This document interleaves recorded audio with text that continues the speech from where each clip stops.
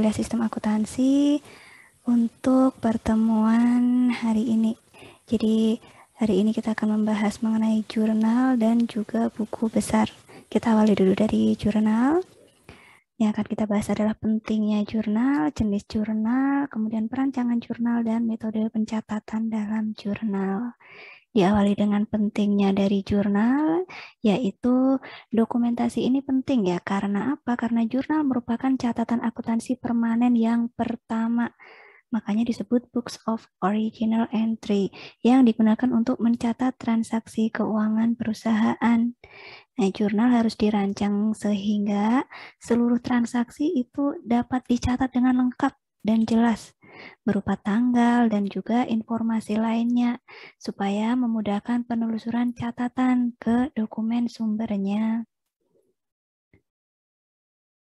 Untuk jurnal itu ada jurnal umum dan juga ada jurnal khusus. Kalau jurnal umum ini digunakan untuk menampung seluruh transaksi yang terjadi di dalam perusahaan, biasanya meliputi kolom tanggal, keterangan, nomor bukti, nomor akun, debit dan kredit.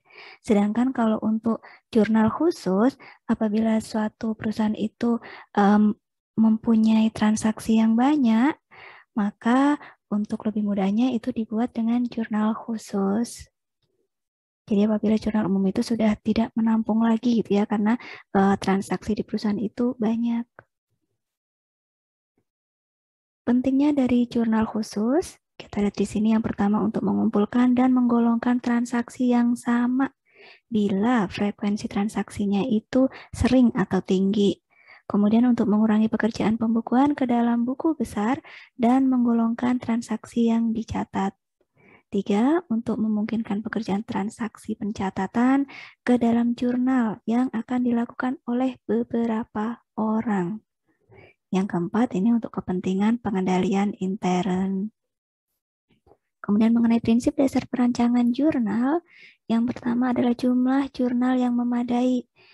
Jika transaksi perusahaan itu banyak, maka jurnal umum sudah tidak lagi memadai, maka perlu dibuatkan jurnal khusus. Kemudian yang kedua, jurnal digunakan untuk memisahkan transaksi ke dalam penggolongan pokok tertentu. Nah, ini misalnya saja ada jurnal khusus seperti penerimaan kas, pengeluaran kas, kemudian penjualan, pembelian, sehingga manajemen atau manajer itu cepat memperoleh informasi tentang transaksi itu dari jurnal. Kemudian yang ketiga adalah penggunaan jurnal berkolom, ini untuk mengurangi pekerjaan pembukuan yang terinci ya. Jadi lebih mudah atau memungkinkan posting jumlah per kolom itu ke dalam rekening yang bersangkutan di dalam buku besar. Contohnya saja untuk jurnal pengeluaran kas, itu kan ada utang dagang ya. Nah, utang dagang misalkan frekuensinya itu tinggi, itu bisa dibuatkan kolom sendiri sehingga mudah mendapatkan gambaran tentang utang dagang dari jurnal pengeluaran kas tadi. Kemudian yang keempat, nama kolom yang sesuai dengan nama akun. Ini karena untuk keperluan posting. Jadi nama kolom dan jurnal sesuai dengan nama rekening yang bersangkutan di dalam buku besar. Yang kelima, kolom jurnal ini digunakan untuk mengumpulkan angka yang akan diringkas dalam rekening di buku besar. Dirancang sangat minim, karena menyalin informasi itu kan mengandung resiko kesalahan ya. Jadi sebisa mungkin itu dirancang sedemikian rupa, sehingga pekerjaan menyalin informasi dari dokumen sumber itu dibuat sangat minim. Hubungan dengan dokumen tertentu, misalnya saja ada kesalahan gitu ya dalam jurnal, nah itu dapat diusut ke dokumen sumbernya dan dokumen tersebut bisa diketahui ini diterbitkan oleh siapa atau bagian apa. Nah, jadi harus ditetapkan hubungan antara dokumen sumber dengan jurnal sehingga untuk pertanggungjawaban kebenaran informasi itu dapat ditentukan. Mengenai jenis jurnal, ini ada beberapa jurnal khusus, misalnya saja untuk mencatat seluruh transaksi penjualan kredit, itu berarti menggunakan jurnal penjualan. Kemudian jurnal pembelian untuk mencatat seluruh transaksi pembelian kredit. Kemudian jurnal penerimaan kas untuk mencatat seluruh transaksi penerimaan kas. Kemudian jurnal pengeluaran kas tentunya untuk mencatat seluruh transaksi pengeluaran kas. Nah, apabila sudah dibuatkan jurnal khusus ini, maka jurnal umumnya berarti untuk mencatat selain transaksi yang 4 ini. Namun apabila di perusahaan kecil misalnya dan transaksinya itu tidak terlalu banyak, mungkin cukup menggunakan jurnal umum ya. Jadi jurnal umum ini nanti akan meliputi ya penjualan, pembelian, penerimaan kas, pengeluaran kas. Jadi semua transaksi yang ada di dalam perusahaan tersebut. Contoh format jurnal, ini untuk jurnal pembelian, ini untuk jurnal pengeluaran kas. Kita ke contoh, misalkan di sini ada kasus, hasil studi terhadap transaksi PT Segitiga Biru menunjukkan pemakaian bahan mempunyai frekuensi tinggi pada bulan September. Karakteristik lain dari transaksi pemakaian bahan yaitu pertama, bahan yang dipakai oleh perusahaan terdiri dari bahan baku, bahan penolong, dan minyak pelumas. Bahan baku untuk produksi pesanan, bahan penolong untuk proses produksi, sedangkan minyak pelumas ini untuk pemeliharaan mesin produksi dan kendaraan serta equipment yang dipakai oleh bagian pemasaran dan juga bagian administrasi. Transaksi yang bersangkutan dengan pemakaian bahan baku dan bahan penolong berfrekuensi tinggi dalam jangka waktu 1 bulan. Jadi di sini kita lihat yang berfrekuensi tinggi itu adalah pemakaian bahan baku dan bahan penolong ya. Nah, berdasarkan informasi mengenai karakteristik transaksi tadi, maka bisa disusun jurnal, yaitu barang dalam proses, biaya overhead pabrik, biaya administrasi dan umum, biaya pemasaran pada persediaan bahan. Nah, kita ingat-ingat bahwa di sini frekuensi tinggi adalah pemakaian bahan baku dan bahan penolong. Maka dua ini perlu kita buatkan kolom tersendiri. Nah, contohnya seperti ini, jadi barang dalam proses dan biaya overhead pabrik. Selebihnya akan kita gabung ke line-line di sini, kolom line-line.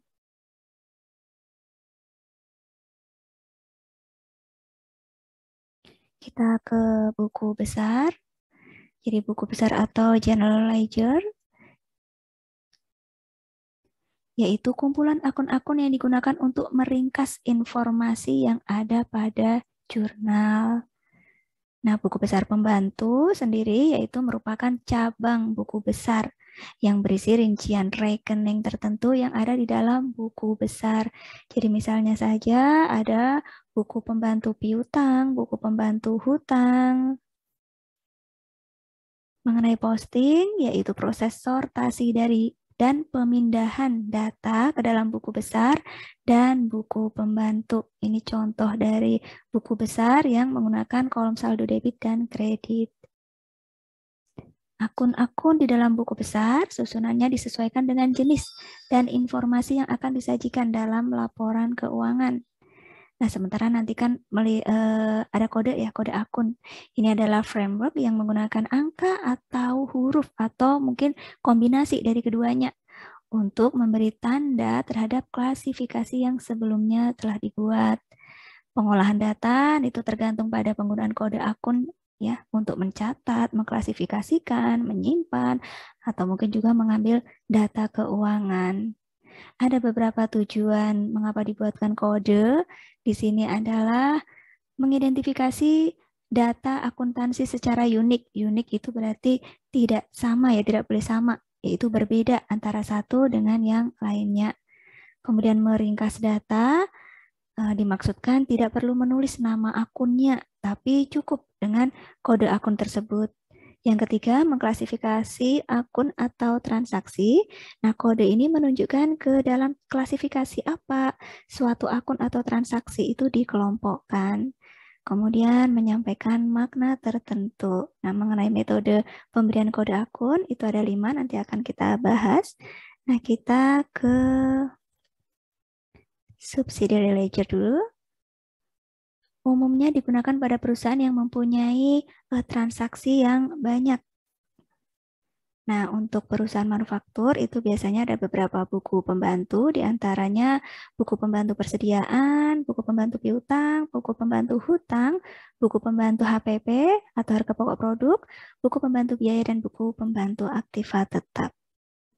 mengenai source document, itu ada single dokumen atau media tunggal. Kalau media tunggal di sini sumbernya itu hanya berisi satu rekening saja, satu rekening yang di debit atau satu rekening yang di kredit. Sementara kalau mixed atau media campuran, ini sumbernya bisa berisi lebih dari satu rekening yang di kredit atau lebih dari satu rekening yang di debit.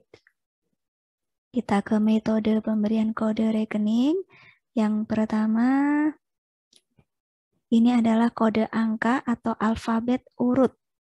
Berarti nanti urut ya, dari mulai terkecil ke terbesar. Misalnya saja 1 untuk kas dan bank. Kemudian 2 investasi sementara, 3 piutang, dan seterusnya. Jadi urut. Ini adalah kode angka atau alfabet urut. Kemudian ada kode angka blok atau block numerical code. Nah, ini sudah dibuatkan blok-blok tersendiri ya. Misalnya saja sudah perkirakan bahwa untuk aktiva lancar itu tidak lebih dari 24 misalnya. Berarti 1 sampai 24 itu untuk golongan aktiva lancar. Yang pertama untuk kas dan bank, yang kedua investasi sementara, dan seterusnya misalnya saja sampai 24 untuk aktiva lancarnya. Kemudian untuk investasi jangka panjang misalnya sudah diperkirakan itu rentangnya diperkirakan sampai 25 hingga 39. Jadi 25 untuk investasi jangka panjang saham, misalnya yang untuk 26 adalah invest jangka panjang obligasi. Kemudian blok berikutnya misalnya 40 sampai 69 itu untuk aktiva tetap berwujud. Dan seterusnya. Nah, kemudian untuk kode berikutnya yaitu kode angka kelompok atau group numerical code. Nah, kalau untuk angka kelompok di sini sudah ditetapkan jumlah angka maupun huruf dalam kode ya. Jadi ini adalah tetap. Misalkan untuk 2 digit pertama adalah untuk daerah tingkat satunya, kemudian 4 digit di sini adalah kode unik dari mobil, dan 2 digit terakhir di sini, 2 digit ini menggambarkan daerah tingkat 2-nya. Jadi akun bisa berupa kode angka atau mungkin kombinasi dari huruf dan angka. Jadi terbentuk dari 2 atau lebih subcodes yang dikombinasikan menjadi satu kode. Nah, untuk antisipasi sendiri, misalkan ada perluasan klasifikasi, itu bisa dengan memberikan cadangan angka atau huruf ke kanan. Baik, kita ke kode berikutnya, yaitu kode angka desimal, decimal code. Nah, angka desimal-desimal itu kan per 10 ya. Jadi nanti akan ada titik. Nah, di sini misalnya ini adalah persediaan, kemudian akan dibuat subnya, gitu ya. Jadi sub kelompok dari persediaan. Misalkan di sini persediaan suku cadang dan persediaan bahan penolong. Jadi sub dari persediaan, misalnya di sini ada 2 gitu ya. Otomatis satu ini mencerminkan persediaan, titik satunya adalah pengembangannya tadi. Jadi subnya tadi yaitu persediaan suku cadang. 1.2 untuk yang persediaan bahan penolong. Ada contoh lagi, misalnya saya contohkan di sini. Nah, misalkan untuk persediaan bahan baku itu akan ada subnya lagi. Gitu ya, dicabangkan lagi. Otomatis 1.3.1. Nah, di sini. Bahan baku apa? Misalkan bahan baku kayu, ada ampas tebu, dan lain sebagainya. Jadi dibuat urut 1.3.2 sampai tidak melebihi dari 10. Ya. Kemudian misalkan 1.3.1 ini bahan baku kayu akan ada subnya lagi. Jadi akan ditambahkan lagi ke sebelah kanan. Jadi 1.3.1.1 otomatis ya, yaitu bahan baku serat panjang dari Jepang misalnya, dan seterusnya. Jadi di dalam kode ini itu diberi angka urut dari terkecil ke terbesar. Nah, jumlah digitnya sendiri dalam kode ini tidak sama ya. Kemudian kita ke kode angka urut didahului huruf. Nah, kalau kode angka urut, ini angkanya didahului didahului huruf, huruf ini biasanya singkatan gitu ya. Jadi untuk lebih mempermudah untuk menganalisa AT misalkan. di sini ATL, ini AT berarti ini aktiva lancar ya, AL. Nah, misalkan aktiva lancar dengan kode 101. Kemudian aktiva tidak lancar 112.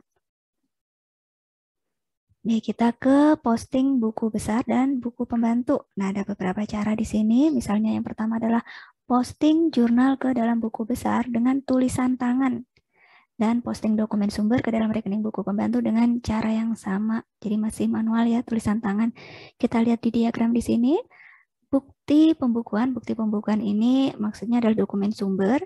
Jadi dalam posting ke dalam buku besar dan buku pembantu, di sini misalnya dari dokumen sumber ini akan dicatat atau dikumpulkan ke dalam jurnal. Nah, nanti akan direkap, kemudian baru diposting ke buku besar. Namun kalau misalkan akan dicatat ke dalam buku pembantu, itu bisa dari kumpulan yang sudah dikumpulkan dalam jurnal ini, atau bisa juga dari dokumen sumber yang dicatat ke buku pembantu. Nah, misalnya untuk pembuktian ketelitiannya itu langsung, berarti langsung ke buku besar ya. Tapi kalau misalkan tidak langsung, otomatis secara periodik nanti akan dibuatkan neraca saldo. Jadi dihitung untuk jumlah debit dan kreditnya, nanti akan direkonsiliasi, dicocokkan dengan akun kontrol di dalam buku besar.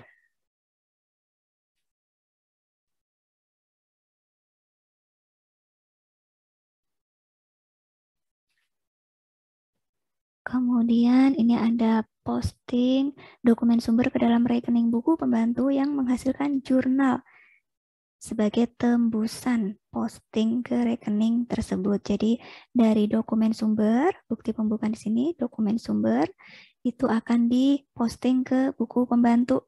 Nah, tembusannya dari posting buku pembantu ini adalah jurnal. Nah, nanti baru direkap dan diposting ke buku besar. Namun kalau misalkan pembuktian ketelitian postingnya itu tidak langsung, itu secara periodik atau berkala dibuatkan neraca saldo, nanti dihitung dulu untuk akun kredit dan debitnya, debit dan kreditnya. Kemudian dari neraca saldo ini akan direkonsiliasi ke dalam akun kontrol di dalam buku besarnya. Yang ketiga, posting ke dalam buku pembantu sebagai akibat dari pengisian dokumen sumber yang menghasilkan jurnal sebagai tembusan pengisian bukti. Jadi, dari pengisian bukti di sini atau dokumen sumber ini, itu akan menghasilkan tembusan buku pembantu dan jurnal. Nah, dari sini baru akan dilakukan rekap jurnal dan posting ke buku besar. Namun, apabila ini kan biasanya menggunakan mesin ya, tapi atau misalkan nanti pembuktian dari ketelitian posting itu tidak secara langsung, berarti akan dibuatkan secara berkala neraca saldonya. Akan disesuaikan nanti untuk jumlah akun debit dan kreditnya, kemudian direkonsiliasi ke akun kontrol di dalam buku besar. Nah, misalnya saja di sini pembukuan tanpa buku pembantu atau ledgerless bookkeeping. Nah, kalau yang tanpa buku pembantu, ini dari dokumen sumber atau bukti pembukuannya itu diarsip. Nah, arsipnya inilah yang berfungsi sebagai buku pembantu. Ada contoh untuk kode angka kelompok dari PT ABC. Jadi toko ABC, Mas, dari toko ABC di sini sudah memberikan susunan dari kode angka kelompok. 2 digit pertama itu mencerminkan departemen, 1 digit berikutnya ukuran pakaian, 2 digit berikutnya adalah merek pakaian, dan 2 digit terakhir di sini adalah wiraniaga. Kita lihat mengenai uraian masing-masing dari kode departemen. 01 untuk departemen pakaian pria, 02 wanita, 03 olahraga, 04 untuk departemen pakaian bayi.